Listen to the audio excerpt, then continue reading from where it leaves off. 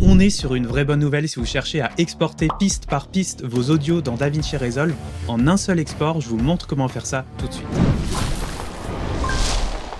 Donc la première étape importante, c'est de bien organiser votre projet de montage pour que chaque piste audio corresponde à un élément audio. Par exemple, sur un montage de vidéo YouTube, ici, j'ai mis ma voix en vert tout en haut, après en bleu les différentes pistes d'effets sonores et tout en bas en violet uniquement la musique. Et ce qu'on peut venir faire, c'est d'exporter tout d'un coup en une seule fois chaque piste avec uniquement la voix, uniquement tel effet. Donc pour ça, il faut aller dans la page Deliver ici, la petite fusée pour exporter. Ensuite, ça se passe dans l'onglet audio. Alors la vidéo, vous pouvez même carrément la décocher si vous voulez juste exporter vos audios. Donc pour mon audio, je viens choisir du Wave, c'est le meilleur format pour exporter l'audio. Linéaire PCM, c'est très bien, 48-24. Et là, ici, c'est là que tout se joue. Il faut venir cocher ici Render as discrete audio tracks, donc rendre comme des tracks indépendants. Rendre un seul track par channel, ça vous pouvez le décocher. Et le dernier réglage très important, c'est ici dans Output Track. Par défaut, il se met sur bus 1 stéréo. Normalement, c'est ça que vous voyez dans votre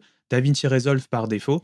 Nous, on veut pas ça, on veut aller cocher All Timeline Tracks, toutes les pistes de la timeline. Voilà. Donc là, si vous avez bien ici de cocher le Discrete Audio Tracks et que vous avez ici dans Output All Timeline Tracks, ça devrait fonctionner. Petite astuce, si vous voyez que Render as Discrete Audio Tracks, il est grisé de votre côté, c'est parce que vous avez à la base un format ou un codec où c'est pas possible d'exporter piste par piste, notamment le AAC. Par exemple, si ici dans format, je viens choisir MP4, il se met en AAC et là, la case, elle est grisée. Donc soit vous exportez que de l'audio de toute façon, donc vous vous mettez en Wave, et là, c'est possible de faire ça et ça. Soit vous voulez aussi la vidéo avec, et ce que je vous conseille, c'est de ne pas vous mettre en MP4, mais en QuickTime. Et QuickTime, il permet justement d'avoir un codec audio dans le fichier vidéo audio QuickTime du linéaire PCM, et donc de pouvoir cocher cette case Render as Discrete Audio Tracks, et bien penser à mettre All Timeline Tracks. Donc je vais exporter uniquement l'audio de toutes les pistes, et on va voir ce que ça donne ensemble. On va vérifier si ça fonctionne bien. Je lance l'export, et si je regarde dans le Finder, hop, on a bien ici qui sont apparues les différentes pistes audio qui composent mon montage, de la piste 1 ici à la piste 6, et on retrouve bien donc ma voix ici, les différents effets sonores ici et la musique ici à part. Si je viens les importer ici pour vérifier, on voit qu'on a bien l'introduction de la musique qui est bien ma 6e piste, et on peut recréer la timeline comme ça avec le petit sound effect au début